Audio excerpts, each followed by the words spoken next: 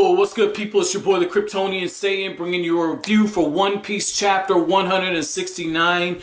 This is a very simple chapter. However, it definitely does a lot as far as moving the plot forward. And once again, Oda is laying groundwork for stuff. And I can definitely see that cage coming back.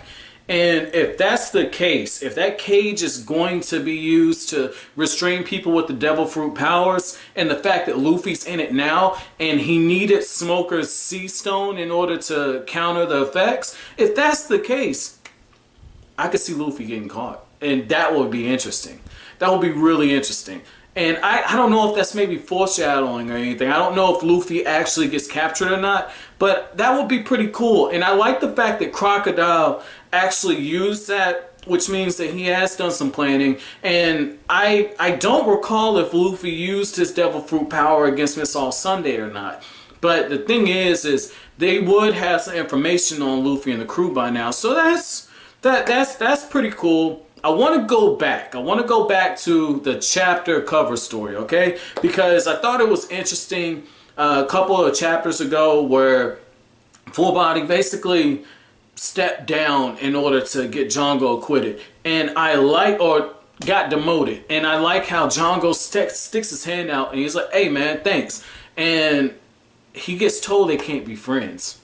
And that's pretty cool, because at first I was thinking, well damn, maybe Django's gonna, build up allies in other places and somehow that's gonna connect back to Kuro.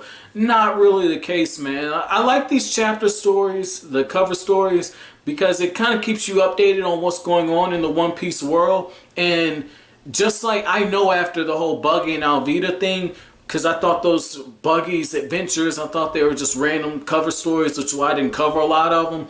And I like how it seems like Oda is just bringing all this in together to where when we get a reintroduction of Kuro, which it would make sense if it's Kuro next, but if we get a reintroduction of Kuro, now we've been building up towards it. Because if I'm not mistaken, isn't Kuro the next person who shows up? Because Zoro was already a member of the crew, and we saw Morgan, and then it was Buggy.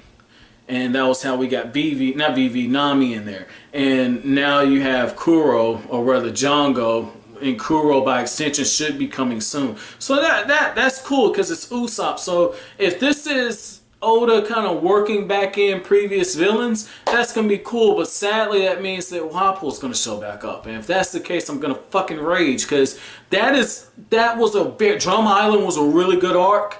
But Drum Island could have been better with a better villain. So, with all that being said, my little mini rant on the chapter covers over with, I want to talk about Crocodile. I want to talk about Crocodile for two reasons. Because I thought it was interesting that he didn't even approach the cage. And the reason why I'm saying that, I don't know if this is, I don't know if you guys can see. Let me zoom in a little bit.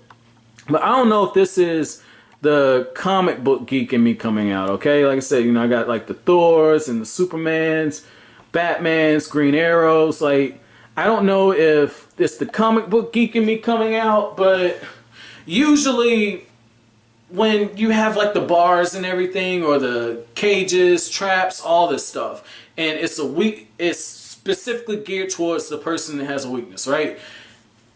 That means that, what I did read, you guys, one of you guys told me that, didn't tell me what it was, but told me that Crocodile has a devil fruit power, okay? And if that's the case, then that explains why he's so far away from it. Because I think even getting close to it and being in the same vicinity of it might weaken his powers. And I have this theory, okay? Because I don't know what his devil fruit powers are, but I've said before, I believe, I think it has something to do with heat, because look at what's been introduced in this chapter and look at the surroundings. You have Smoker, smoke. You have Ace, fire. Those two, they didn't get along, and yet they were needed for the plot, okay? And then now we're in Alabasta, and we have the desert all around us, intense heat, humidity, all that stuff. I'm wondering if maybe Crocodile doesn't have something to do with ashes, but I don't know how that actually fits into the whole thing with his name. That's the only thing. That's the only thing that's kind of got me. I don't know what his power is, but I'm thinking it has something to do with heat or elements or something in there because I see a pattern.